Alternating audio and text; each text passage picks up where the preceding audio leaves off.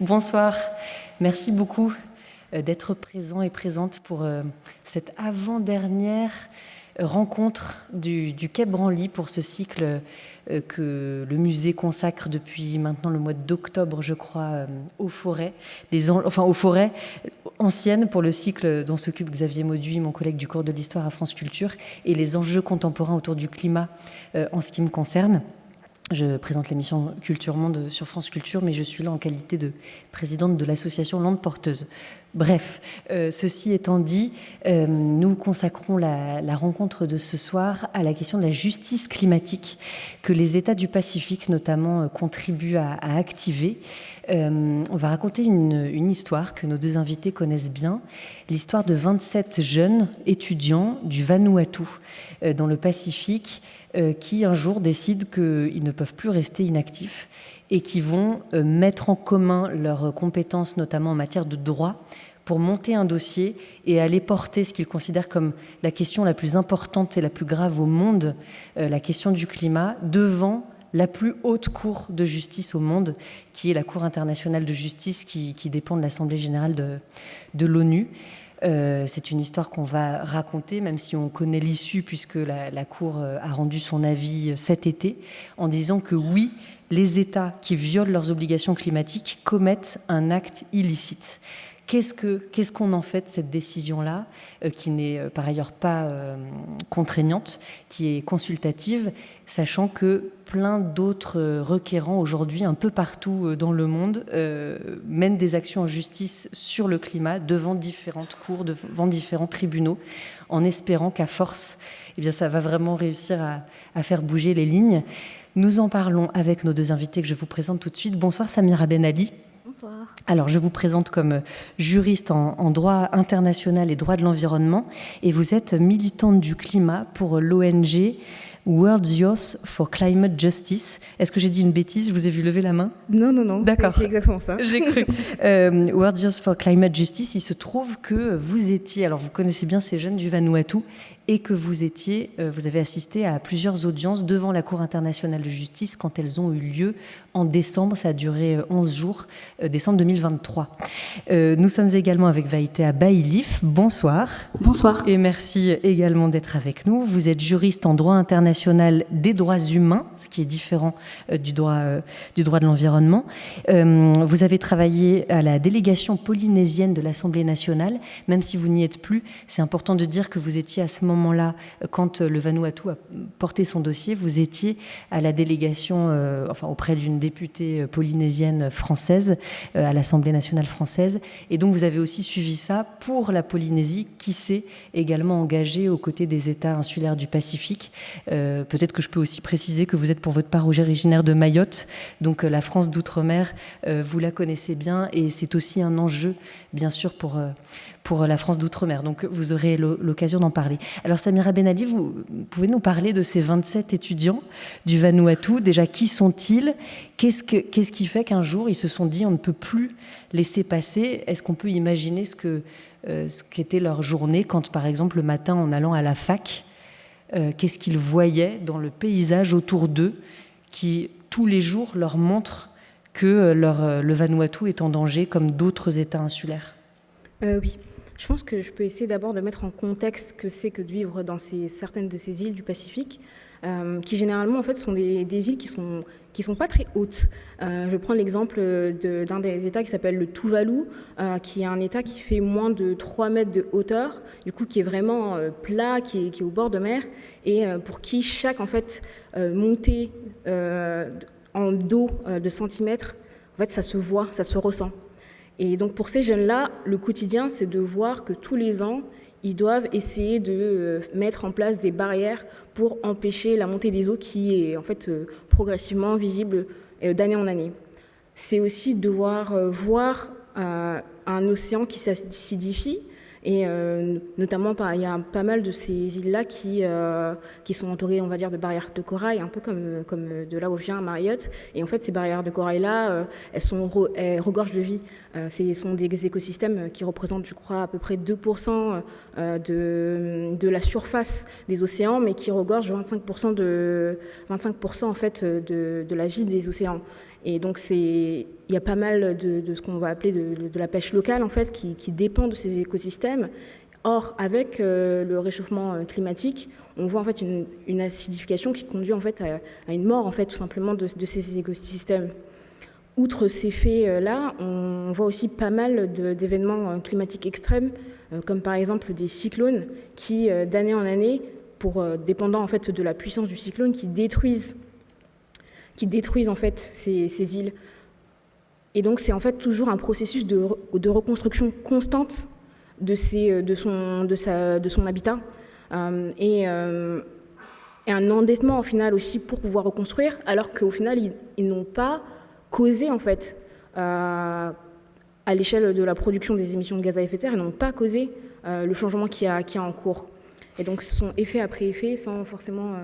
Parce que quand cette histoire commence, on est en 2018 et 3 ans plus tôt, par exemple, le cyclone Pam est passé sur le Vanuatu et juste après le vrombissement des avions et des hélicoptères d'aide humanitaire, pareil, ils disent qu'ils ne veulent plus ils ne veulent plus de ça, ils ne peuvent pas en décider, mais en tout cas, ils ont été très marqués par ça, par toutes les destructions.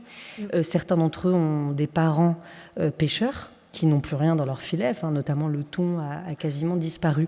Donc, quand et comment vont-ils se dire que c'est par la justice que quelque chose peut se passer et monter ensemble un dossier? Au départ, ça part vraiment du Vanuatu, les autres îles du Pacifique, parce qu'ils sont dans cette université du Pacifique qui compte plusieurs campus éparpillés dans le Pacifique. Là, c'est sur le campus du Vanuatu. Ça part de là. Ils sont très peu, en fait, au départ. Et il faut même convaincre le gouvernement du Vanuatu de les suivre. C'est pas une évidence.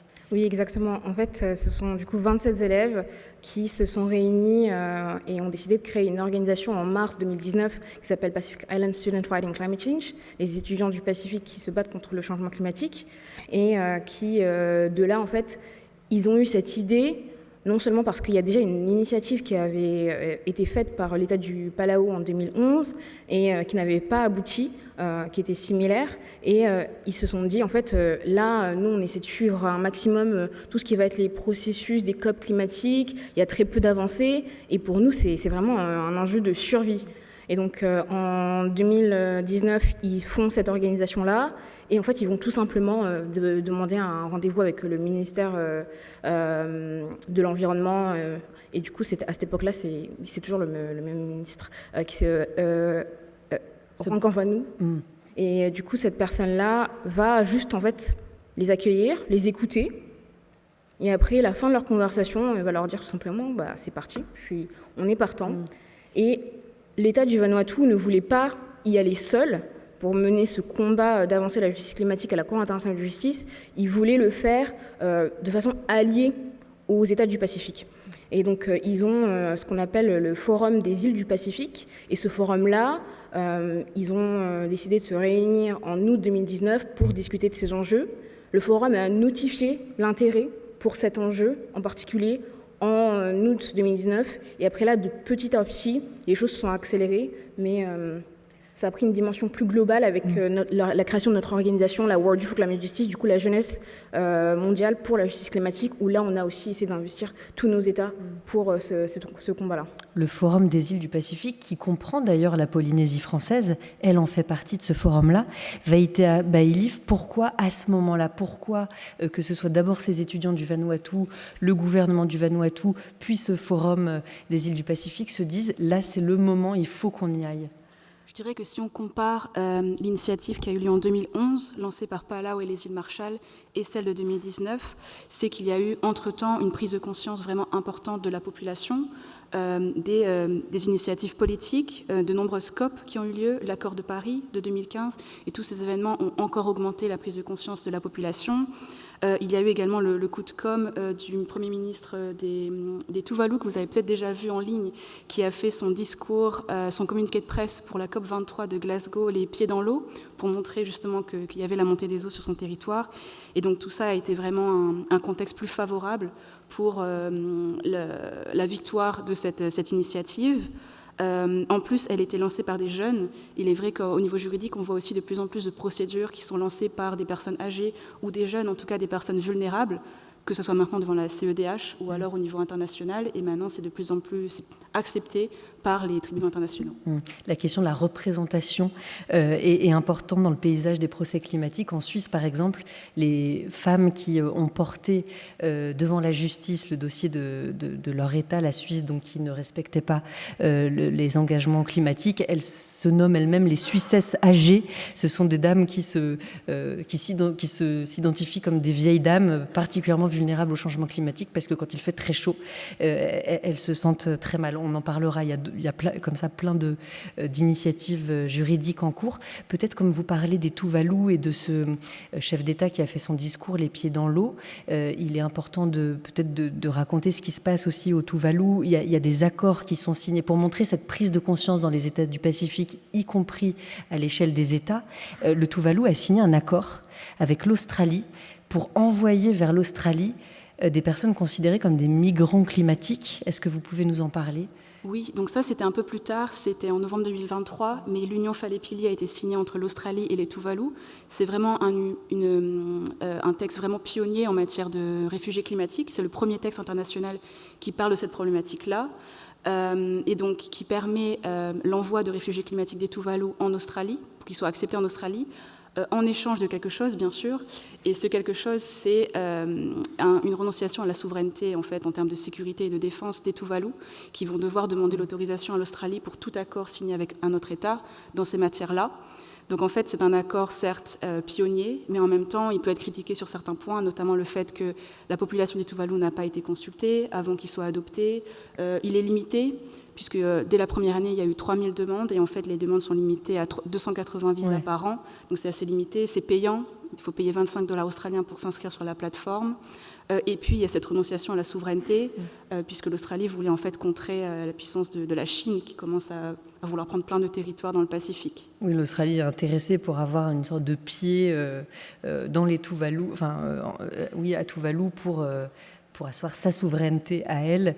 Et en effet, aujourd'hui, quand il est question de souveraineté et que ces États du Pacifique disent qu'eux veulent défendre leur souveraineté, ils disent aussi, mais ça sera quoi notre souveraineté quand notre État sera, ou notre territoire sera de toute façon sous l'eau? Donc la question de la justice climatique est aussi intéressante en ce sens où elle veut teinter en fait de questions environnementales tout ce qui relève des droits humains, le droit à la vie, le droit à l'autodétermination, le droit à la dignité, que ce soit appliqué avec une déclinaison climatique. C'est un petit peu le discours que tiennent ces requérants qui en appellent à la justice internationale. Alors, voilà, ce qui était au départ une pétition devient un gros dossier qu'il faut envoyer à la Cour internationale de justice. Et ensuite, ça se passe comment, Samira Ben Ali ? Donc, je m'étais arrêtée au moment où World Youth for Climate Justice du coup, a été créé. Donc maintenant, il y a une dimension qui est plus globale. Il y a notamment une dimension qui est plus globale parce que pas mal de choses aussi se sont passées pendant l'époque Covid, où ces étudiants du Pacifique et nous-mêmes, en tant que World Youth for Climate Justice, on a décidé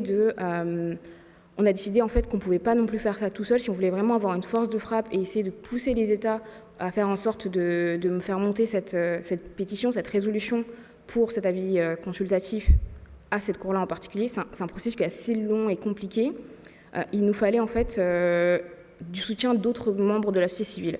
Donc on a réussi à faire une alliance de plus de 1500 organisations de la société civile un peu partout dans le monde pour leur dire ça, c'est un processus qui a été entamé par le Pacifique et qui est important pour tout le monde au final.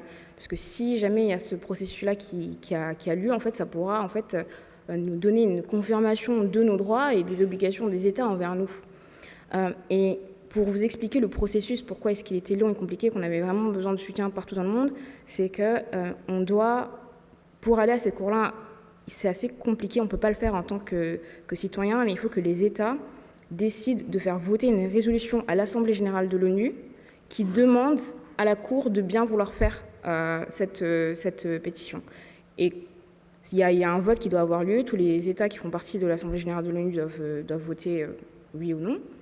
Et après ça, la Cour internationale de justice peut dire oui ou non, je veux bien accepter de prendre en compte cette question. Je trouve que c'est une question qui est juridique, donc elle mérite d'être abordée, ou elle peut aussi dire non, elle peut dire que je n'ai pas la compétence pour. Et donc suite à ça, on peut avoir tout un processus que je pourrais expliquer un peu plus. Oui, donc parce que là, il y a un vote à l'Assemblée générale des Nations Unies qui est remporté non pas à l'unanimité, mais par consensus, parce qu'il y a quand même d'emblée à l'Assemblée générale des Nations Unies des États qui disent non, mais on ne va pas se lancer dans la justice climatique alors qu'on a déjà de la diplomatie, qu'il faut jouer de la diplomatie qui existe déjà. Ce sont par exemple les États-Unis. Est-ce que ce sont les seuls à s'opposer au moment du vote, à dire qu'ils ne trouvent pas ça opportun ?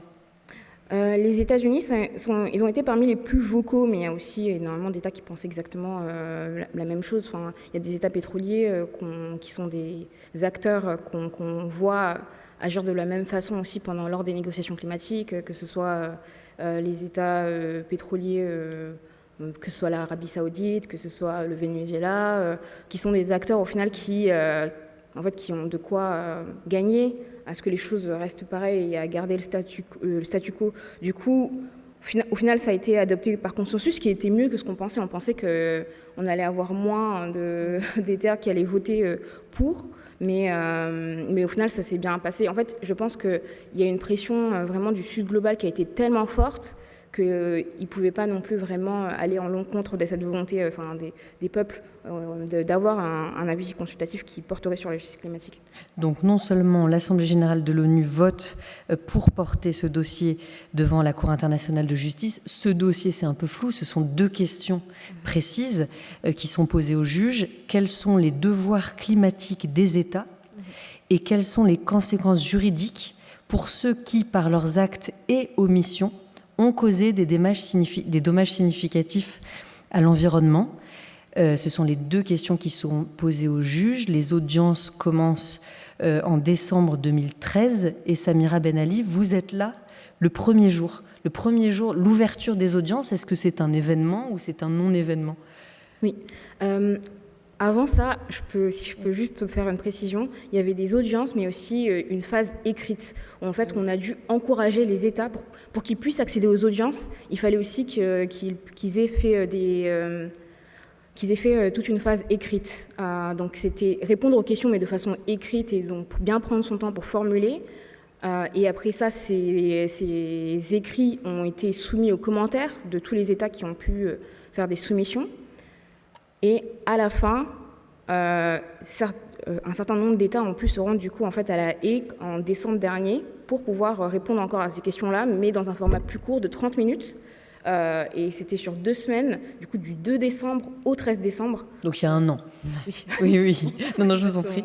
Il y a exactement un an pour pouvoir répondre à ces questions-là sur un temps court de 30 minutes. Et du coup, j'étais là, en effet, parce qu'avec notre organisation, on a fait une mobilisation, en fait, devant la Cour internationale de justice pour montrer que c'était pas qu'une question d'État qui voulait poser ces questions-là à la Cour, mais c'est vraiment que ça venait de la société civile et que nous, on attendait aussi des réponses qui soient à la hauteur de l'urgence à laquelle on fait face. Et donc, on nous a dit qu'on nous a entendu crier pas mal devant... les juges nous ont entendus à l'intérieur parce qu'on n'a pas vraiment... on a des difficultés d'accès en tant que société civile qui se pose quand vous arrivez à la Cour internationale de justice. Exactement. D'accord. Est-ce que je continue à vous faire un petit peu raconter ces audiences-là ? Vous avez assisté à certaines audiences de quels États ? Parce que là, ce sont vraiment des États qui plaident, ce sont des plaidoiries. Il y a une centaine de nations ou d'États qui sont venus porter oralement leur plaidoirie. Oui, j'ai assisté à certains États, l'État du Palau. Le premier jour, sur un grand écran géant, on avait du coup l'État du Vanuatu qui a pu partager en fait son rapport, un abrégé de son rapport écrit. Certains États aussi, j'ai essayé d'écouter un peu ce qu'étaient les États-Unis, un peu la Russie, l'Arabie Saoudite. Et c'était vraiment des visions extrêmement contrastées de ce que sont les obligations des États. Par exemple, le Vanuatu défend le fait que quand on parle de changement climatique, en effet, on doit regarder tout ce qui va être traité climatique qu'on a, que ce soit l'accord de Paris et autres, mais on doit voir au-delà de ça, regarder aussi les traités de droits de l'homme, au final, parce que le changement climatique, ça va avoir un impact sur nos droits humains, notre droit à l'eau, notre droit au logement, notre droit à la vie. Toutes ces choses-là vont être impactées et sont déjà impactées par le changement climatique.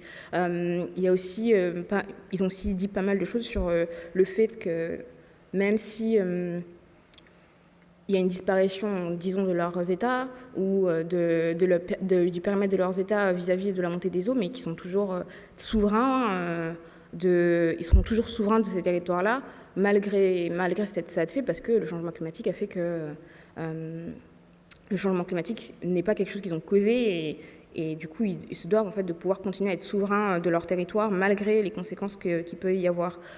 Aussi pas mal de choses sur la question de la réparation, qui est une question qui est un enjeu qui est assez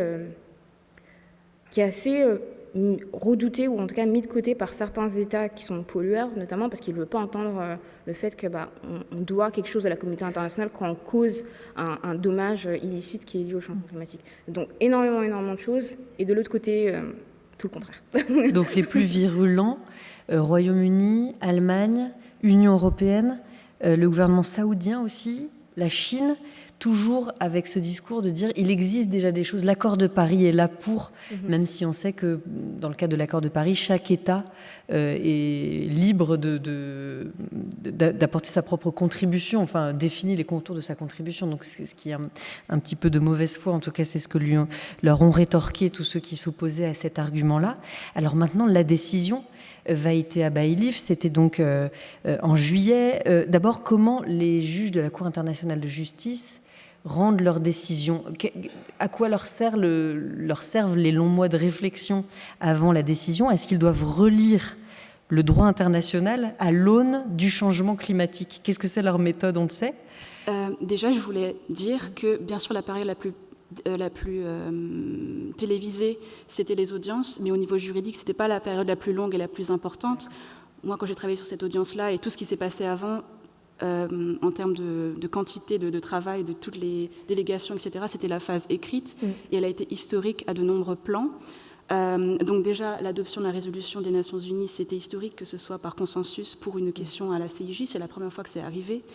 Ensuite, au niveau des questions, elles étaient très générales, c'est-à-dire que la question que les Palau et les îles Marshall voulaient poser à la Cour était beaucoup plus restreinte, seulement aux émissions de gaz à effet de serre. Là, c'était beaucoup plus général, c'était l'ensemble des obligations des États en matière de changement climatique.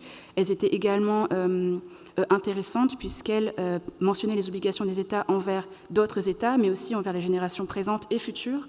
Et ça, c'est vraiment innovant également. C'est un développement qu'on voit en droits de l'homme actuellement, c'est-à-dire qu'avant, on ne pensait qu'aux générations présentes. Maintenant, on pense aussi aux générations futures. C'est également ce que la CEDH a dit dans l'affaire des Suissesses que vous avez mentionné la dernière fois. La CEDH, la Cour européenne des droits de l'homme. Ah oui, puisque la CEDH a avancé le fait que la Suisse, certes, avait adopté des politiques, mais que le calendrier d'adoption de ces politiques était tellement éloigné, c'était pour 2031, qu'elle faisait peser le poids des actions sur les générations futures, ce qui n'était pas acceptable. Donc ça, c'était un point très intéressant dans les questions. Et ensuite, au niveau de la procédure écrite, c'était également historique au vu de la quantité de participation, c'est-à-dire qu'il y a eu 91 États qui ont participé à la phase écrite et 62 groupes d'États, organisations intergouvernementales et organisations internationales, ce qui était vraiment historique. Et c'est également un nouveau mouvement qu'on voit en droit de l'homme, c'est-à-dire qu'avant, normalement, c'est seulement les États qui sont partis devant les tribunaux internationaux. Et maintenant, de plus en plus, ces organisations ont demandé en fait, à la Cour de pouvoir participer. La Cour pouvait dire non, mais elle a accepté pour 62 d'entre elles pour qu'elles participent en tant qu'amicus curiae, donc amis de la Cour. Et donc ça, c'était vraiment historique. Pour les commentaires aux premiers exposés écrits, c'était aussi historique avec 62 commentaires. Voilà, je voulais déjà dire ça. Mais d'ailleurs, je saisis au vol, je vous ai entendu dire que vous aviez travaillé sur le dossier écrit de la France, c'est ça? Pour la Polynésie française? Parce que la France a en effet mentionné ses outre-mer dans son plaidoyer. Au moment de cette procédure, donc, je travaillais pour une députée polynésienne, et c'est vrai qu'étant originaire des Outre-mer, étant intéressée par le droit international, moi je trouvais ça évident que les Outre-mer soient mentionnés dans cette procédure. Donc avec ma députée, on avait lancé un espèce de mouvement avec d'autres députés ultramarins pour contacter le ministère des Affaires étrangères publiquement plusieurs fois pendant à peu près 1 an pour lui demander justement comment les Outre-mer allaient être consultés ou mentionnés dans cette procédure. Et au final, voilà le résultat, c'est-à-dire que la France nous a mentionné dans un paragraphe où il mentionnait justement la particulière vulnérabilité des Outre-mer français et également dans les plaidoiries orales, donc c'était vachement intéressant. Mais ce n'est pas la seule manière dont les Outre-mer auraient pu participer, c'est-à-dire que ce ne sont pas des États, donc bien sûr ils ne pouvaient pas participer automatiquement à la procédure, ce n'est pas un État selon les Nations Unies, mais ils auraient pu demander à participer sous la forme d'un amicus curiae. Je ne sais pas si ça a été le cas, il ne me semble pas que ça a été le cas, mais peut-être que la Cour aurait pu accepter, ça aurait été intéressant de voir ce que la Cour aurait pu répondre. Mais en tout cas, la Nouvelle-Calédonie a également été mentionnée dans le mémoire du groupe fer de lance mélanésien, par exemple, puisque le FLNKS, qui est une organisation indépendantiste, pas la seule, mais une organisation indépendantiste, fait partie du groupe fer de lance mélanésien. Et la Nouvelle-Calédonie fait partie du Forum des îles du Pacifique, d'ailleurs, oui. C'est ça? Pardon, je vous ai coupé. Oui, aussi, exactement. Donc, les Outre-mer avaient d'autres possibilités pour participer à la procédure, puisque c'était bien sûr important pour eux. Puisque c'est vrai que la France, il faut avoir ça en tête, est à la fois dans les gros émetteurs historiques, mais également dans ceux qui ont les populations les plus vulnérables, dans les Outre-mer, si on prend en compte les Outre-mer.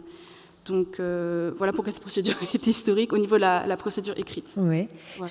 En ce qui concerne l'avis qui a été rendu par la Cour internationale de justice, donc qui conclut que les États qui violent leurs obligations climatiques commettent un acte illicite et peuvent se voir réclamer des réparations par les États les plus affectés. Qu'est-ce qu'il faut retenir de cet avis? Est-ce qu'il a été... Je ne sais pas, j'ai pas l'impression qu'on en ait tant parlé en fait, de cet avis qui était fin juillet, au cœur de l'été, mais comment est-ce qu'il a été accueilli déjà par les États que vous suivez particulièrement et qui sont venus plaider devant la Cour pour demander à ce que la justice climatique les aide dans leur combat? Comment a-t-il été accueilli? Et ensuite, comment faut-il le lire? Peut-être sur l'accueil, Samira Ben Ali, parce que vous êtes toujours beaucoup en contact, notamment avec ces jeunes étudiants du Vanuatu. Si je peux juste revenir un peu sur le contenu, et en quoi est-ce qu'il est aussi important. Déjà, une chose qui remet encore au centre des discussions, en fait, c'est le fait de devoir suivre la science. Et ils disent vraiment best available science, du coup, la meilleure science disponible. Donc, c'est une science qui doit en fait être remise à jour à chaque fois qu'il y a des nouvelles occasions de le faire et qui n'est pas une science figée dans le temps. Donc, en fait, on doit suivre ce que nous disent, par exemple, des organisations telles que le GIEC. C'était aussi un avis qui était très intéressant parce qu'il dit, contrairement à ce que certains États ont voulu faire, que se concentrer que sur les accords de Paris pour parler de changement climatique, ils nous disent qu'on doit regarder au-delà de ces accords-là. Je vous avais déjà parlé de tout ce qui va être droits de l'homme, et ils ont aussi mentionné la Convention pour la biodiversité, aussi la Convention sur le droit de la mer, la Convention sur la désertification, mais aussi le droit coutumier.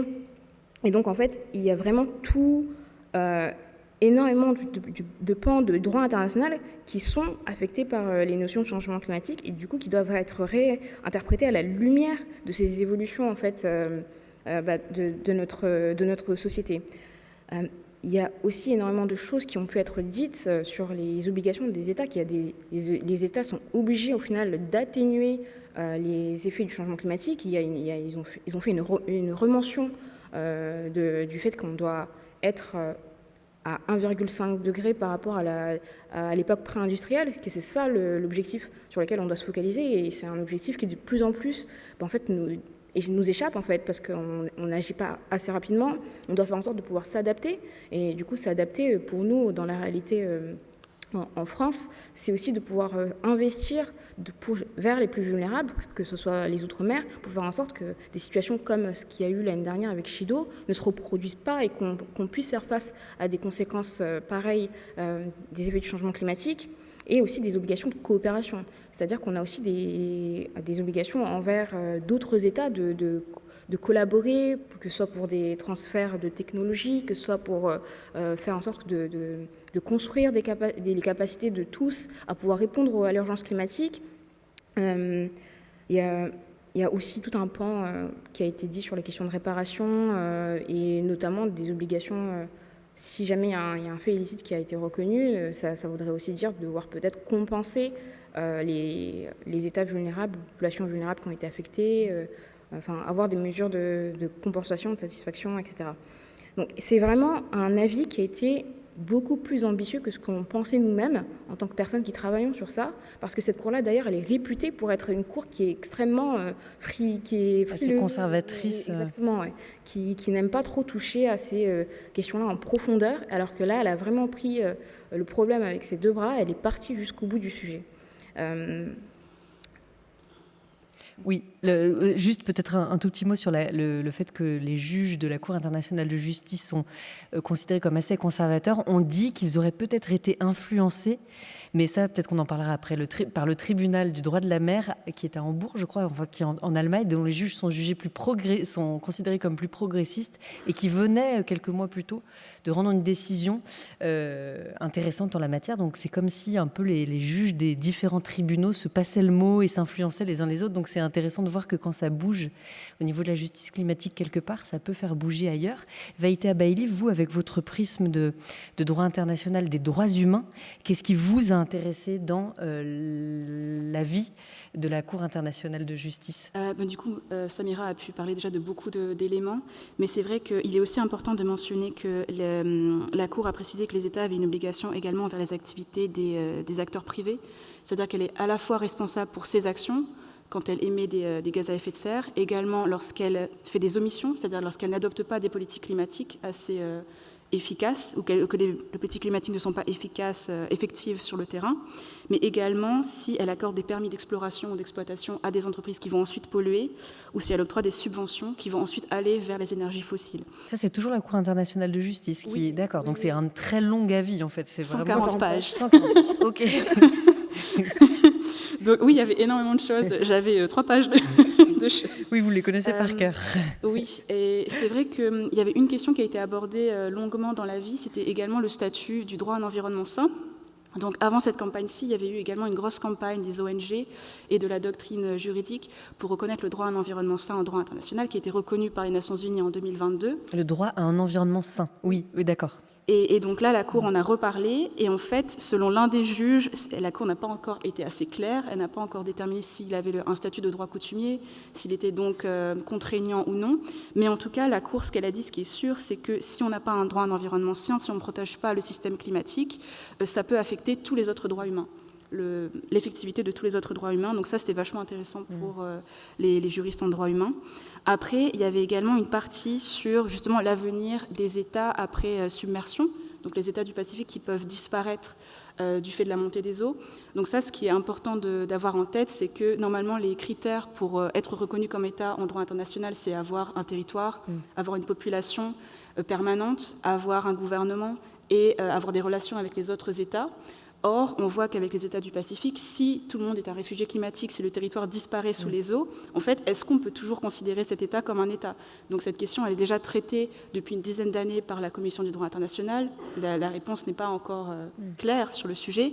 Et la Cour a déterminé que un État pouvait continuer d'exister en droit international, même si son territoire venait à disparaître. Et donc là, il y a eu, après la décision des opinions individuelles de certains juges de la même Cour, Sebunside, Aruescu et Tomka, qui ont estimé que la Cour aurait pu aller plus loin, soit ne pas aborder cette question-là du tout, ou soit donner une réponse claire, puisque sur cette question, selon eux, ça pourrait être interprété de différentes manières, et la Cour aurait dû aller plus loin sur cette question-là. Mais en tout cas, voilà ce qu'elle a dit à ce sujet-là. Il y a également une autre juge qui a critiqué la décision de la Cour, alors même qu'elle a voté pour, puisqu'elle disait que la Cour a mentionné toutes les activités des États qui pouvaient avoir un effet sur le système climatique, mais elle aurait pu également préciser que certaines activités en particulier affectaient également le changement climatique, comme les activités militaires et les guerres. Et donc ça, c'était l'avis du juge Cleveland, qui était assez intéressant sur le sujet. Et c'est vrai que la Cour n'a pas du tout mentionné l'impact sur le droit international humanitaire et le droit de la guerre en matière de changement climatique. D'ailleurs, j'en profite pour mentionner, j'ai appris ça récemment par un chercheur sur la question qui s'appelle Benoît Pelopidas, que sur le calcul des émissions de gaz à effet de serre, et y compris en France, est retiré tout ce qui relève de l'appareil industrialo-militaire. En fait, on ne le compte pas dans les émissions de gaz à effet de serre, en effet. Donc, il y a encore beaucoup de domaines dans lesquels on peut essayer de se reposer sur le droit pour faire avancer les choses. Alors, ce qu'il faut rappeler, c'est qu'un avis de la Cour internationale de justice, c'est un avis consultatif. Néanmoins, et on sait aussi que la Cour internationale de justice a rendu d'autres avis dans d'autres dossiers qui n'ont pas été respectés. Ça vaut quand le monde respecte le droit international. Néanmoins, qu'est-ce qu'on peut en espérer de cet avis-là? Est-ce qu'il peut servir... Voilà, comment pensent s'en saisir, les ONG, tous ceux qui militent pour le droit international? Est-ce que ça peut servir dans des négociations internationales? Est-ce que ça peut servir dans des procès nationaux? Est-ce que les tribunaux peuvent s'en saisir même quand... donc cet avis il a été rendu en juillet. Est-ce que d'ores et déjà, dans d'autres procès climatiques à l'échelle nationale, dans un pays, on a vu des juges rendre une décision en évoquant cet avis de la Cour internationale de justice? Vaïté Bailif, oui. Peut-être d'abord. Donc effectivement, c'est un avis non contraignant, c'est-à-dire que ça aurait pu... la Cour rend également des décisions en matière contentieuse, mais là, ce n'était pas du tout contentieux et donc non contraignant, mais ça a une très grande force symbolique. Il y a eu des décisions dans le passé, notamment celles sur les Chagos, qui ont été très intéressantes, qui sont allées très loin, mais qui ensuite n'ont eu pas beaucoup d'impact en matière juridique ou sur le terrain. Et donc, ce qui est important ensuite, c'est que ça a relancé les discussions diplomatiques dans l'affaire des Chagos. Et là, ça peut être le cas également, c'est-à-dire que ça doit être repris par les acteurs de la société civile, ça doit être repris par les juges ou par les ONG, mais en tout cas, si personne ne le reprend après, ça peut rester lettre morte, effectivement. Je peux paraître un peu pessimiste, mais c'est exactement le cas. Mais c'est vrai que récemment, en novembre 2025, il y a eu une décision devant la Cour fédérale du Canada, déjà, qui a, pour la première fois, opérationnalisé la décision de la Cour, enfin l'avis consultatif de la Cour. Donc je prononce très mal, mais c'est l'arrêt Leongin contre Canada, c'est un nom autochtone, j'imagine. Et donc cet arrêt concernait la règle coutumière de responsabilité des États en cas de dommages causés à l'environnement du fait de l'émission de gaz à effet de serre, comme il a été reconnu par la Cour internationale, justement. Donc le tribunal du Canada, ici, a bien précisé que ce n'était pas un avis contraignant, mais qu'il contenait des principes clés qui pouvaient influencer la conduite des États. Donc cet avis a une autorité persuasive et il peut permettre aux juges, il peut être réutilisé par les juges dans leur interprétation des droits internes. Donc là, ça a été le cas, même s'ils n'ont pas donné raison aux demandeurs dans cette affaire-là. Ils ont réinterprété l'article 7 de la Charte canadienne sur le droit à la vie au regard de tous les principes qui avaient été définis dans l'avis de la CIJ. Donc c'est vrai que cet arrêt était important et je pense qu'il y en aura d'autres. Vous, j'imagine, Samira Ben Ali, que dans l'ONG World Youth for Climate Justice, vous en êtes tout de suite emparé et que ça va vous servir. Mais à quoi alors? À convaincre qui? À faire avancer quoi? Où? Oui, il y a cette affaire-là, en effet, qui a lieu. Non, je vais recommencer. Nous, on a trois axes sur lesquels on veut vraiment se focaliser. Un premier axe, ça va être la question du contentieux. Et du coup, il y a déjà des affaires, en effet, comme celles que tu as mentionnées, qui ont lieu, mais ce ne sont pas les seules. Il y a des personnes aux Philippines qui ont été victimes du cyclone Odette, qui ont commencé aussi une affaire et qui utilisent en fait ce que l'avis consultatif a dit.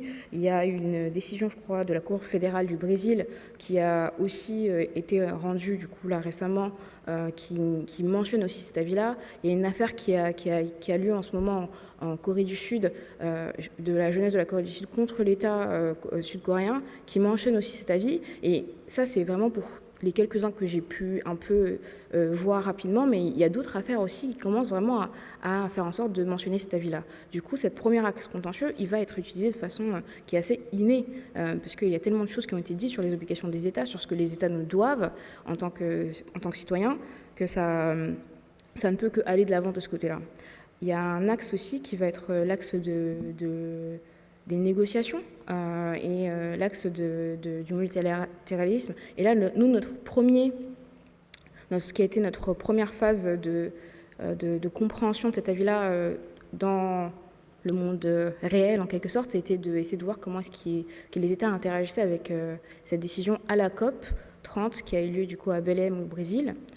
Et ce qui est difficile à voir, c'est que les États, enfin ceux auxquels on s'y attendait, en fait, ils sont vraiment contre cet avis-là.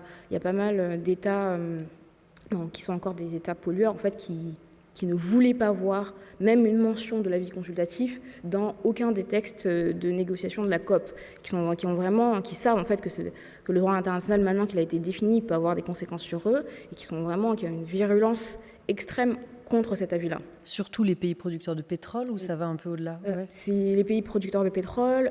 J'ai pu discuter pas mal avec certains représentants de l'Union européenne aussi, qui sont assez frileux, qui voulaient avoir une petite mention par-ci, mais sans vraies conséquences dans les négociations en tant que telles. Et il y a certains États, comme je disais, les États producteurs de pétrole, qui, eux, sont virulents, et d'autres États qui sont du Sud global, qui poussent énormément. On a vu beaucoup la Colombie utiliser cet avis-là, les États du Pacifique, forcément. Mais du coup, à cause de ça, on n'a pas vu l'utilisation de cet avis-là à son potentiel le plus fort lors des négociations de la COP. Vous y étiez d'ailleurs? Vous étiez déçu ou vous y attendiez à ce qu'on fasse pas tellement mention de cet avis à la COP? En fait, vu que l'avis il est arrivé en juillet et que du coup la COP c'était en novembre, on a vraiment eu très peu de temps de préparation. Et nous, à chaque fois qu'on allait au COP, c'est qu'on essayait d'être le plus en lien avec la société civile et leur dire vous avez un document pareil maintenant qui est entre vos mains. C'est comme ça que vous pouvez l'utiliser dans les négociations de la COP et essayer de faciliter en fait ce travail de transfert de savoir. Et du coup, vu qu'on n'a vraiment pas eu énormément de temps de préparation, j'ai l'impression que ça pourrait être encore mieux l'année prochaine parce qu'on pourra vraiment dire pour chaque négociation, voilà par exemple un paragraphe ou un texte qui utilise ce que dit l'avis consultatif et vous pourrez l'utiliser. Donc j'ai l'impression que ça n'a pas été à la hauteur, mais après, la COP en général n'a pas été à la hauteur. Ça n'a pas été à la hauteur pour l'utilisation de l'avis consultatif, qui est encore mieux à faire. Et les États du Pacifique, ils ont poussé, mais ils n'ont pas poussé tant que ça, parce qu'ils ont un objectif d'aller encore à l'Assemblée générale des Nations Unies pour voter une résolution pour faire reconnaître maintenant les résultats de cet avis-là par l'Assemblée générale des Nations Unies. Donc ils gardent leur force pour ça plutôt que la COP. Ils ont estimé que c'était de toute façon peut-être superflu de trop s'investir. Enfin, en tout cas, voilà, ils ménagent leur force pour l'année prochaine. Donc, j'ai l'impression, Vaïté Abaïlif, que la stratégie de la justice climatique, c'est d'agir sur plusieurs fronts, entre guillemets, en même temps. Et il se trouve qu'à peu près, donc on l'a évoqué très rapidement, mais juste avant ou juste après, je ne sais plus, que la Cour internationale de justice soit sollicitée, mobilisée sur la question climatique.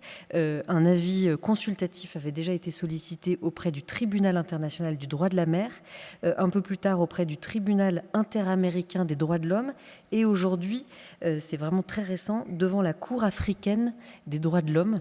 Est-ce que vous pouvez nous parler de ces 3 procédures en cours et comment peut-être elles interagissent les unes avec les autres? Donc effectivement, la procédure d'avis consultatif devant la Cour internationale de justice a été la première à être instituée, débutée, mais ensuite il y a eu 3 procédures qui avaient lieu en même temps. Et le premier avis à être rendu, c'était effectivement le Tribunal international du droit de la mer, mais c'était un peu par hasard. Les 3 avis auraient pu être rendus en même temps au final. Et donc oui, ces 4 tribunaux internationaux rendent des avis consultatifs sur le climat avec des questions qui se ressemblent, des questions juridiques qui se ressemblent, mais qui sont un petit peu différentes puisqu'ils ont des compétences un petit peu différentes. Donc si on prend le Tribunal international du droit de la mer, il est censé interpréter et appliquer la Convention de Montego Bay, donc sur le droit de la mer.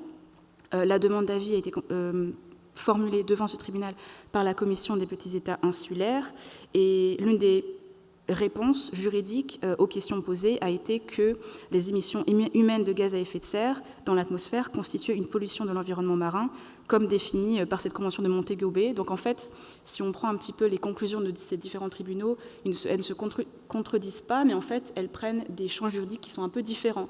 C'est-à-dire que devant ce tribunal-là, c'était vraiment centré sur la pollution marine. Devant la Cour interaméricaine des droits de l'homme, donc la compétence, c'est l'interprétation de la Convention américaine relative aux droits de l'homme. Et donc les questions posées étaient autour de certains droits définis dans la charte américaine. Et devant la Cour africaine des droits de l'homme, donc la dernière procédure qui a été initiée, c'est pour l'interprétation des droits qui sont définis dans la charte africaine. Donc moi, ma crainte, la première fois que j'ai vu qu'il y avait 4 procédures en même temps, c'était justement de me dire, et si les conclusions juridiques en droit international se contredisaient, qu'est-ce qui se passerait? Pour l'instant, ce n'est pas le cas. On va attendre la décision de la Cour africaine. J'espère que ce ne sera pas le cas, mais effectivement, une question pourrait se poser là.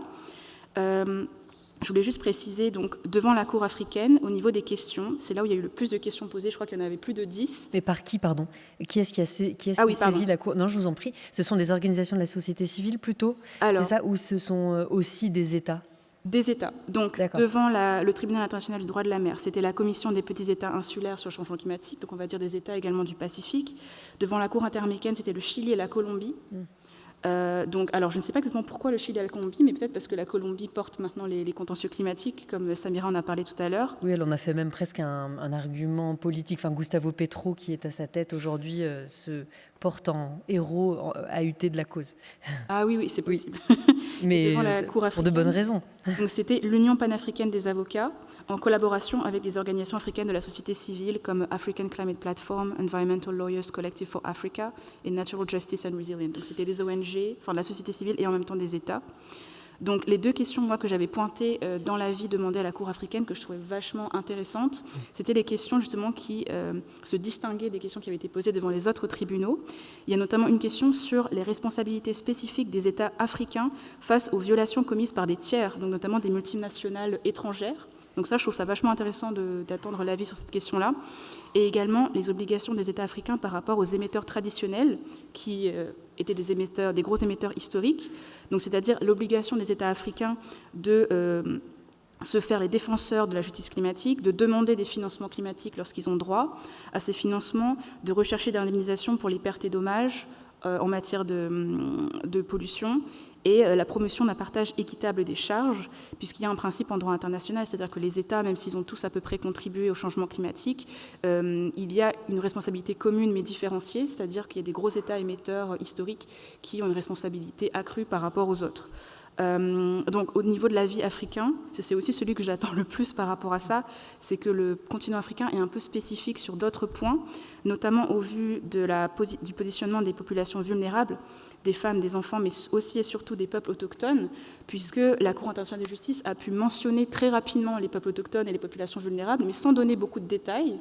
Et là, en fait, une des questions spécifiques qui a été posée à la Cour africaine, c'est justement l'impact et le statut particulier des obligations des États au regard des peuples autochtones, notamment en Afrique, qui ont un statut un peu particulier, et aussi au vu de l'émergence, du nombre de conflits armés qu'il y a sur le continent africain. Et donc peut-être qu'on aura une réponse sur la question qui n'avait pas été bien répondue dans l'avis de la CIJ sur la question des conflits armés et de leur impact sur le changement climatique. Donc ça, c'est en cours. Et d'ailleurs, je crois que les États avaient jusqu'au 3 décembre pour rendre leur contribution. Oui. Ça a été reporté jusqu'en mars, donc c'est pas pour tout de suite. Pourquoi? Est-ce qu'on sait pourquoi d'ailleurs? Vous avez besoin de davantage de temps. Dans la CIJ, ça avait été reporté 2 ou 3 fois. Parce qu'en fait, les petits États qui ont le moins de capacité juridique demandent des délais. Du délai, oui. Enfin, il n'y avait pas énormément de temps. Enfin, ils ont notifié, il y a seulement quelques mois, je crois que c'était il y a 3 mois, en septembre, quelque chose comme ça, ils acceptaient de faire en sorte de prendre en compte cette pétition. Et en quelques mois, pour pouvoir écrire un document pareil avec autant de questions, c'est assez peu. Donc Palou, en fait, a demandé à ce que ça soit reporté pour les écrits. Et ce qui est aussi intéressant, ce que je n'avais pas pu voir, c'est qu'il parle des obligations des États pour les générations présentes, futures, mais aussi passées. Du coup, c'est un autre rapport au final... c'est un autre rapport au final aux devoirs, aux obligations des États en fait. Et du coup, ce qui est intéressant, c'est que c'est une cour des droits de l'homme, mais aussi des peuples, des peuples et des populations passées. Je trouvais que ça, C'était la première fois que vous voyiez passer cette expression-là, donc c'était auprès de la Cour africaine des droits de l'homme. Peut-être pour conclure, il nous reste quelques minutes avant de vous proposer de poser des questions à Vaïta Baïlif et Samira Ben Ali, puisque c'est l'objectif aussi de ces rencontres. C'est de vous demander en quelques mots les autres contentieux climatiques, que ce soit contre des États, la France, la Suisse notamment. La France, il y a encore eu un recours devant le Conseil d'État par l'association Notre Affaire à tous, là, il y a quelques jours, c'est le 4e, je crois.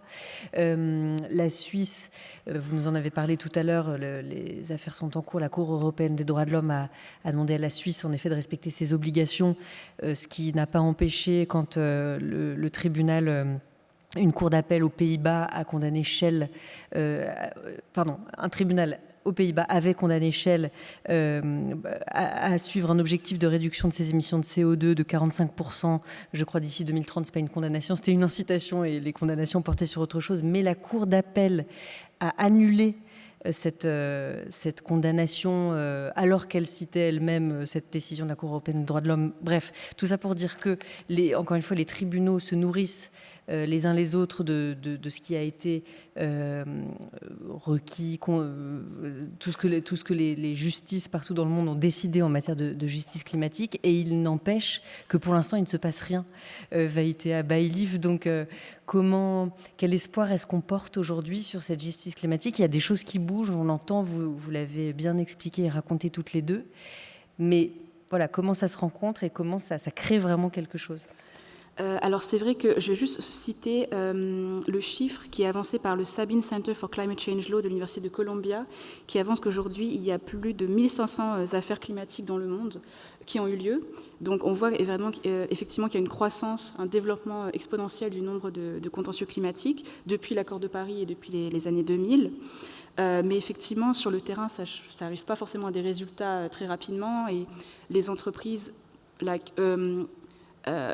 ont recours à des procédures bâillons quelquefois contre les ONG pour faire en sorte que ça dure, que les ONG se fatiguent et que ça ne mène nulle part. Donc c'est vrai qu'en termes d'effectivité, il y a un questionnement à avoir. Je n'ai pas vraiment de réponse à ce sujet-là. Attendez. Non, voilà, c'était en effet pour savoir quels étaient, enfin, ceux qui vous paraissent importants en ce moment, les contentieux qui concernent des États et des entreprises. Oui. Alors déjà, historiquement, l'un des premiers, c'était une plainte qui avait été formée par la fondation Urgenda aux Pays-Bas, effectivement, que vous avez mentionné, avec un tribunal des Pays-Bas qui a ordonné à l'État néerlandais de réhausser ses objectifs de réduction des gaz à effet de serre. Ensuite, il y avait une affaire contre Shell, aux Pays-Bas également, qui a confirmé que Shell avait une obligation juridique directe de réduire ses émissions en tant qu'entreprise. En France, il y a eu l'affaire du siècle qui a été lancée à partir de 2018. Et donc, ça a mené à plusieurs choses. En février 2021, le tribunal administratif a reconnu la faute de l'État.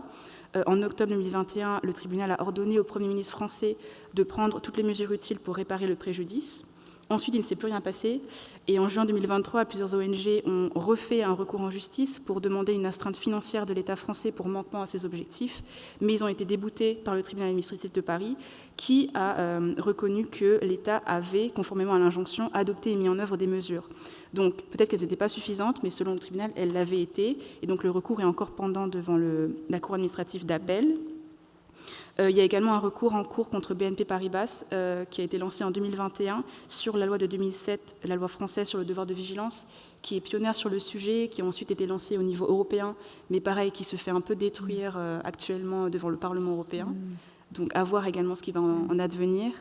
Ce procès que vous mentionnez, le procès pour la part juste, donc il se base sur ce que j'ai expliqué tout à l'heure sur les responsabilités communes mais différenciées.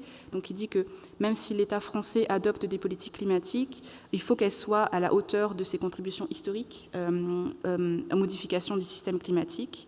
Effectivement, cette procédure devant la CEDH qui a été lancée en 2024 et qui parlait des générations futures, donc c'est-à-dire que la Suisse ne peut pas... Voilà.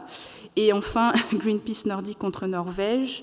Et là, pareil, ce n'étaient pas des personnes âgées qui avaient lancé la procédure, mais des jeunes qui estimaient que le changement climatique impactait leur santé mentale. Ils voulaient aller à l'encontre d'une licence d'exploration pétrolière sur le plateau continental norvégien. Et le tribunal ne leur a pas donné raison, mais il a donné plus de détails sur les obligations des États, les obligations procédurales en matière de réalisation des études d'impact environnemental. Donc ces deux décisions, en tout cas devant la CEDH, ont donné des précisions sur comment les obligations devaient être mises en pratique, quelles étaient les obligations, comment elles devaient être mises en pratique, etc.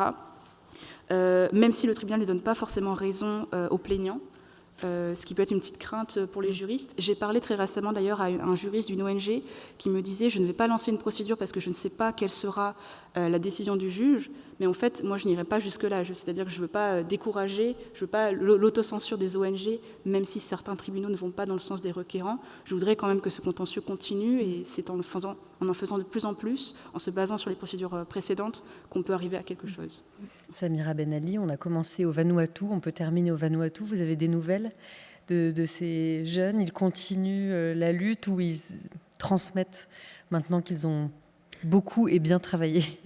Oui, je les ai vus à la COP. On travaille toujours ensemble sur maintenant la mise en application en fait, de cet avis consultatif-là, pour faire en sorte que du coup, comme tu disais, qu'ils ne soient pas oubliés, qu'ils ne soient pas mis de côté, que les États comprennent bien que non, en effet, ils ont des obligations envers nous.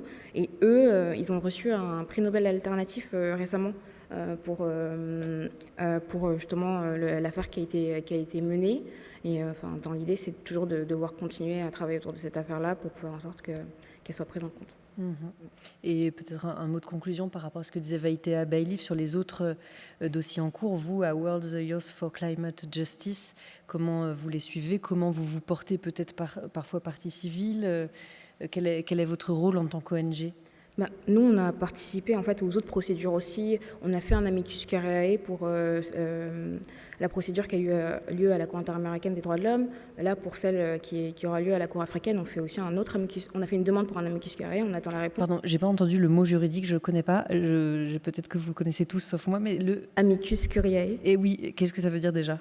Amicus curiae. Les amis de la Cour, et donc c'est des invitations de donner son opinion sur les questions par la Cour. Il me semblait que c'était surtout aux États-Unis que ça se passait comme ça, mais aussi devant devant la Cour internationale. Le droit international.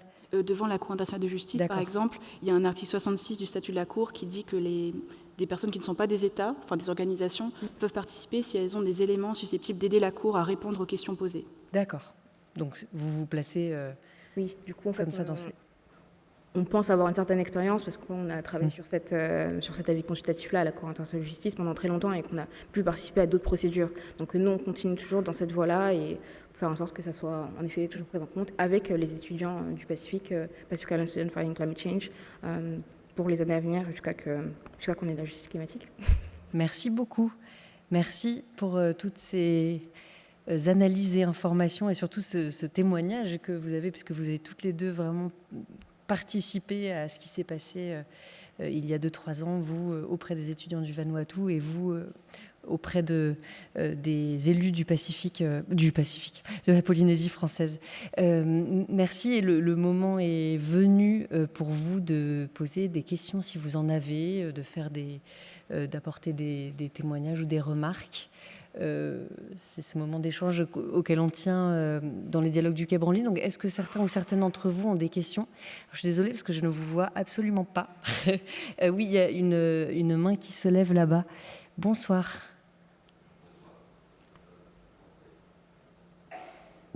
Voilà, c'est bon. Oui. Donc, ce que je voulais dire, le droit, c'est très bien. International, c'est encore mieux. La Cour internationale de justice, j'entends très bien. Le souci, c'est qu'elle est fortement bafouée par de grands États tels que les États-Unis, celui de M. Trump en particulier. Mais la Chine, l'Inde participent aussi à ce bafouement, si on peut le dire. Quel est le poids réel? Que peut-on faire réellement devant ces situations-là? Je parle de droit. Le souci, c'est que le droit, c'est du temps long. Dans l'immédiat, on parle d'avenir, de vie future, mais c'est dans l'instant présent qu'il faut pouvoir intervenir. Quelles sont les possibilités pour arriver à aller à l'encontre de tout ça? Je me réfère sur un passé que j'ai connu, que peut-être parmi les gens qui sont ici, ils en ont déjà entendu parler. Seveso, il y avait eu un jugement à l'époque qui entachait aussi bien, qui impliquait à la fois l'humanité, d'une certaine façon, et l'environnement. Ne peut-on pas s'appuyer sur ce jugement de Seveso pour imposer aux États internationaux des actions concrètes? C'était quoi, monsieur, le jugement pour Seveso? Le jugement pour Seveso, c'était... c'est difficile de pouvoir développer. Oui, mais le problème, c'était qu'il y avait des vapeurs, on va dire, nocives, des vapeurs grasses qui avaient généré des cancers sur des femmes, sur des hommes et aussi sur des enfants. Et les fœtus étaient atteints de base dès leur naissance. Et il y a eu un jugement qui avait imposé quelque chose de financier, une réparation financière, et en même temps une réparation sur l'environnement, du traitement de l'environnement. Donc vous imaginez un peu tout ce que ça a pu représenter en termes financiers et en termes de travail. Mais bon, pour en arriver à des situations comme ça, on peut s'appuyer sur des faits réels. Même si ça n'a eu qu'un impact au niveau européen, ne peut-on pas imposer cet aspect européen au monde et à la Cour internationale de justice pour penser aux gens actuels, aux jeunes actuels? Moi, d'ici 10 ans, 20 ans, je serai mort, je ne serai plus là pour voir ça. Je vous souhaite pas, quand même. Vu mon âge. Mais la Cour internationale de justice, en effet, comme on le disait tout à l'heure en quelques mots, mais on ne l'a pas développé, c'est vrai qu'elle pèse dans un monde qui respecte le droit international. Donc jusqu'où, je peux vous poser la question, Samira Ben Ali, qui est très engagée, qui est militante, jusqu'où parfois ça vous porte et en même temps ça peut faire un peu baisser les bras quand on voit qu'il y a des avis qui sont rendus toujours et rarement respectés. J'ai l'impression que le monde il a énormément changé de 2023 quand on a eu la résolution qui a été votée à l'Assemblée générale des Nations Unies, où il y avait quand même une certaine volonté d'agir jusqu'à en fait l'élection de Donald Trump. Et là en fait on voit que cette cour-là, mais pas que cette cour-là, mais celle aussi la cour CCI. Laquelle? Internationale, non. Non. La CPI, la Cour pénale internationale. Cour pénale internationale. Pardon, j'attendais. Non, je vous en prie. En fait, vous parlez beaucoup anglais, je précise, dans votre vie de travail, et donc les mots vous viennent facilement en anglais. Et du coup, ces cours-là aussi, en fait, les juges sont remis en question et ils ont des sanctions pour des actions qu'ils peuvent mener.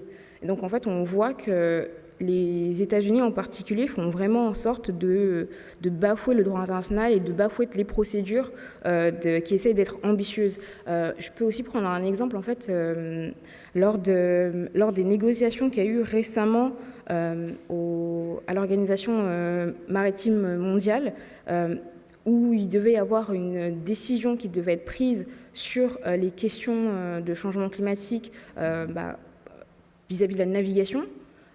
Les États-Unis en fait ont menacé des délégations de cette organisation-là qui négocient autour de ça, qui essaient d'avoir un accord qui était ambitieux. Et donc en fait on voit que c'est vrai que certains acteurs agissent pour pouvoir faire en sorte de complètement bafouer toutes les avancées qu'on peut faire. Du coup c'est vrai que la question qu'on se pose, qui est tout à fait légitime, qu'est-ce qu'on peut faire maintenant ?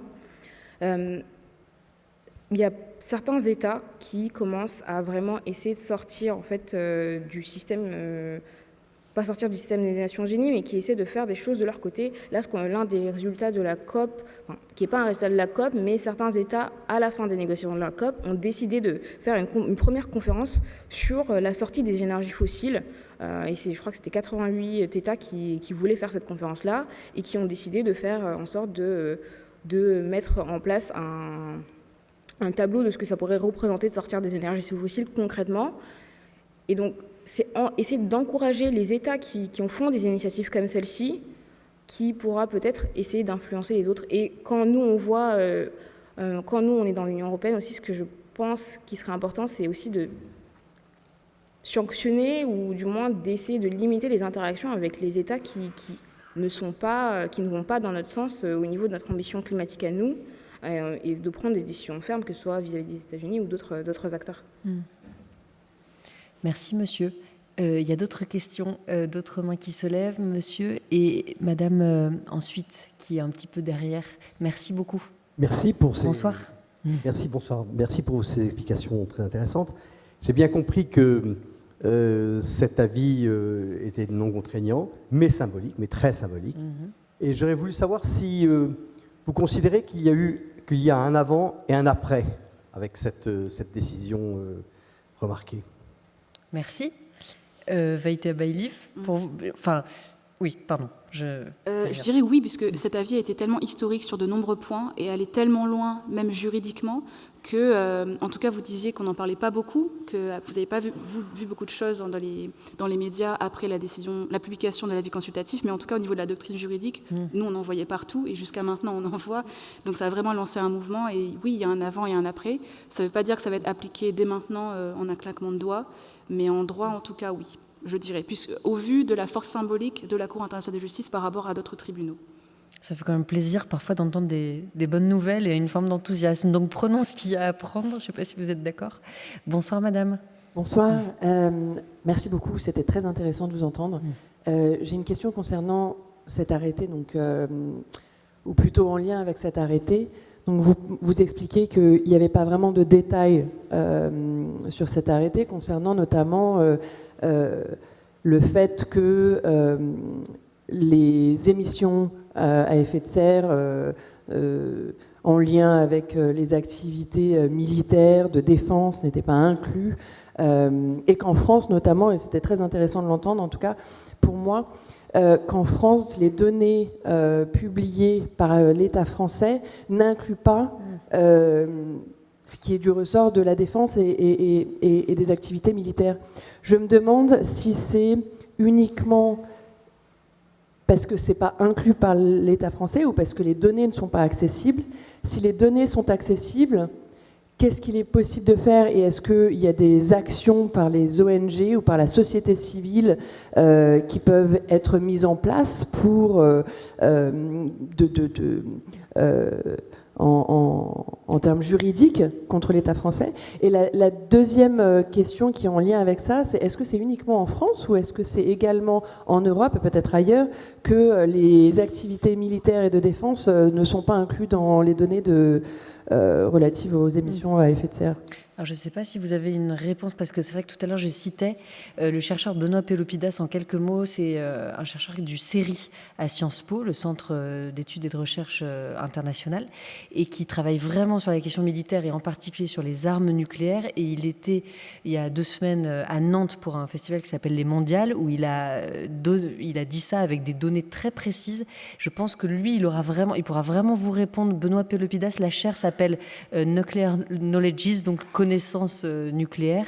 Il est un petit peu actif sur Twitter, enfin X, je crois, mais surtout, je pense que vous pourrez trouver des réponses dans ses travaux sur cette question précise, parce que, dites-moi si je me trompe, je pense que c'est une question vraiment très spécifique. Je ne sais pas si vous auriez une réponse là-dessus. En tout cas, est-ce que ça vous intéresse en tant que militante pour votre ONG d'aller chercher de ce côté-là, d'essayer d'avoir des chiffres sur ce que pèse en émissions de gaz à effet de serre ce secteur? Et la raison, si je peux me permettre, oui. La raison pour laquelle aussi je pose cette question, c'est dans le contexte actuel mondial où les conflits se multiplient, ils deviennent de plus en plus intensifs, les armes et la circulation des armes, notamment de l'État français dans les différentes zones de conflit également, l'impact que ça a sur ces pays, et pas uniquement sur la France, le territoire français des activités de défense. D'ailleurs, Vaïté Baïlif, tout à l'heure, vous disiez que la question des guerres et de l'effet des guerres sur le climat avait été posée à la Cour africaine des droits de l'homme, selon quel terme? Alors, je voulais dire justement, même si la Cour internationale de justice, dans son avis consultatif, n'a pas mentionné cette question-là,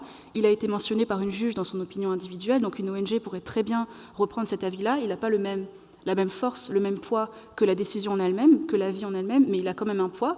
Il pourrait très bien être repris par une ONG dans des futurs COP, etc. Sur les guerres. Parce que, est-ce que quand on parle de l'effet des guerres sur le climat, on parle de quoi exactement? De la destruction de l'environnement. Mais là, il ne s'agit pas vraiment d'émissions de gaz à effet de serre. On parle de ce que pèse en termes d'émissions de gaz à effet de serre la construction d'une arme, enfin la fabrication d'une arme. On parle de quoi? En tout cas, dans ce que les États ont demandé à la Cour africaine des droits de l'homme, est-ce que c'est plus précis? Alors, la question posée à la Cour africaine n'est pas plus précise, mais en revanche, cette opinion individuelle de la juge précise que c'est à la fois, par exemple, les tanks qui polluent en avançant, en étant utilisés, mais également le déplacement des populations, par exemple en Afrique. Ça, elle ne l'a pas mentionné, mais c'est vrai que c'est également un effet qui a été étudié, en tout cas. C'est-à-dire que les groupes armés déplacent les populations, elles vont se réfugier dans les forêts, et elles doivent brûler du bois, etc., et produire donc des émissions de gaz à effet de serre parce qu'elles ont été déplacées. Donc elles le font par désespoir, mais elles le font quand même, notamment sur le continent africain. Sans compter la destruction de la biodiversité par ailleurs. Voilà, je ne sais pas si vous pourrez trouver des réponses très précises sur la question du complexe militaro-industriel, mais vraiment, je vous renvoie à ces travaux. Merci pour votre question. Est-ce qu'il y a d'autres questions? Monsieur, merci. Merci pour le micro. Bonsoir. Bonsoir. J'y connais rien en droit international, mais je ne comprends pas pourquoi on est obligé d'être contre les États. Parce que pour moi, l'État, c'est un peu quelque chose d'informel. J'ai l'impression que si on attaquait plutôt les grands groupes, enfin les entreprises, il y aurait peut-être plus de succès, puisque c'est eux vraiment qui sont à l'origine en fait, de toutes nos pollutions. Et ce que j'ai en tête, l'espèce de cas d'usage que je peux avoir en tête, c'est l'IA, l'intelligence artificielle. On sait tous que ça va avoir des conséquences catastrophiques sur l'environnement, mais finalement la responsabilité, elle est dans des grands groupes, mais les États, ils ne sont pas forcément pour grand-chose là-dedans. Donc est-ce que ces décisions-là pourraient être appliquées aussi en avance de phase pour essayer de freiner ce qui est déjà inscrit, on sait que ça va être des catastrophes. Mais côté entreprise, pas côté État, pour moi, l'État, il va toujours se débrouiller, ils ont des milliards, etc. Et puis, bon, ils sont pas forcément... un président de la République ne se sent pas en cause, a priori, pour des choix technologiques, des choix industriels, des choix commerciaux, etc. Peut-être que les entreprises seraient plus sensibles. Donc viser surtout les entreprises. Qui veut répondre à cette question? Je veux bien... Oui, et puis... Savoir pourquoi c'est important de parler des obligations des États, c'est parce que vous parlez des entreprises, mais les entreprises ne fonctionnent pas comme ça toutes seules, en fait. Elles fonctionnent via un système politique qui leur permet d'agir comme elles le font. Donc, dire que les États ont des obligations de mettre des restrictions sur les actions de ces entreprises-là, c'est tout l'objectif de cet avis consultatif. C'est de dire, par exemple, là, une certaine entreprise, l'avis consultatif dit notamment que les entreprises, elles ne peuvent pas faire tout ce qu'elles veulent et que les États sont obligés de réguler les actions des entreprises. Donc, c'est de pouvoir mettre en fait un cadre de fonctionnement de ces entreprises-là pour pas qu'elles ne polluent plus qu'elles ne devraient, pour pas qu'elles ne polluent du tout, puisqu'on ne peut pas se le permettre vis-à-vis de l'urgence climatique. Donc c'est pour ça en fait qu'on pose vraiment la question de l'État, parce que c'est eux qui mettent en place les politiques publiques, qui nous gouvernent et qui gouvernent les entreprises qui fonctionnent et qui polluent autour de nous. Et vous voyez déjà des effets concrets sur le fait que l'État français, des recours sont déposés contre lui depuis déjà quelques années auprès du Conseil d'État, que la Suisse a été condamnée par la Cour européenne des droits de l'homme. Enfin, est-ce qu'il y a des effets concrets dans la pratique des entreprises que les États doivent contraindre par leur politique publique, mais aussi dans un fonctionnement plus général sur lequel l'État a prise, les États ont prise? Moi, je dirais qu'à la fois les États et les entreprises peuvent faire durer la procédure de plus en plus et faire en sorte que ce soit oublié ou en tout cas ne jamais agir, ou alors choisir de le mettre dans leur plan économique, financier, c'est-à-dire décider de payer l'amende plutôt que d'agir, plutôt que de changer leur politique générale en matière de climat. Ce qui donne plutôt l'impression que ça ne sert à rien alors. Quand vous dites ça, présenté comme ça. Non, par exemple, il y a certains États qui sont volontaires, par exemple l'État du Vanuatu, qui, à la suite de l'avis consultatif, cette année, ils devaient, pour la COP, donner leur CDN, c'était du coup leur contribution déterminée nationalement. Et donc la CDN, c'est un document qu'on écrit qui décrit pendant les 5 prochaines années, voici ce que je vais faire pour essayer de réduire mes émissions de gaz à effet de serre, pour essayer de m'adapter au changement climatique et pour tout ce qui va être question de pertes et dommages. Et donc, eux, ils ont révisé leur CDN qui devait rendre cette année vis-à-vis de ce qu'a dit l'avis consultatif, parce qu'ils voulaient être un exemple de comment est-ce qu'on peut inclure l'avis consultatif dans nos actions nationalement. Donc, il y a des choses qui se passent avec les États qui sont vraiment volontaires, et maintenant, c'est de faire en sorte que ce soit obligatoire, que ce ne soit pas vraiment que volontaire. Donc, il y a des effets qui se voient, mais après, là, on est vraiment en décembre, et l'avis, il était là en juillet. Donc, c'est ça. Il va nous falloir un peu plus de temps pour voir vraiment les impacts, et on a vraiment commencé à se saisir de la question et à commencer à organiser un plan pour la mise en action du statut consultatif. Après, pour ce qui est de la responsabilité des entreprises, je voulais dire aussi, le droit international, ce n'est pas son objet. C'est-à-dire que lui, il est censé établir des responsabilités d'État, de condamner des États si c'est une affaire contentieuse. Là, ce n'était même pas une affaire contentieuse. Et du coup, si on veut aller contre des entreprises, c'est plus au niveau national, s'il y a une loi qui existe à ce sujet, ou au niveau européen. Donc là, par exemple, c'est la France qui a été pionnière sur le sujet avec la loi devoir de vigilance de 2017, et il y a eu des procès contre des entreprises. Et au niveau européen, je vous invite à regarder les développements concernant la directive CS3D sur le devoir de vigilance. Là, elle est en train d'être un peu modifiée avec la directive Omnibus 1 puis Omnibus 2, mais en tout cas, c'est plus au niveau national et européen, je dirais, qu'il peut y avoir des choses qui se passent contre les entreprises. Merci, monsieur, pour votre question. Est-ce que d'autres personnes d'entre vous souhaitent poser une question à Vaïté Abaïlif ou à Samira Ben Ali? Eh bien, vous n'êtes pas obligés. Donc, on peut aussi se quitter comme ça. Je vous remercie vraiment beaucoup. Merci d'être venu jusqu'ici, depuis Marseille et Bruxelles. Et j'en profite également pour annoncer que le cycle des dialogues du Quai Branly pour cette année se conclut la semaine prochaine, jeudi prochain, à la même heure, avec Xavier Mauduit et ses invités. Il sera question du monde végétal en Asie du Sud-Est. Voilà, et vous y êtes bien sûr tous invités. Merci beaucoup. Merci beaucoup. Merci. Au revoir.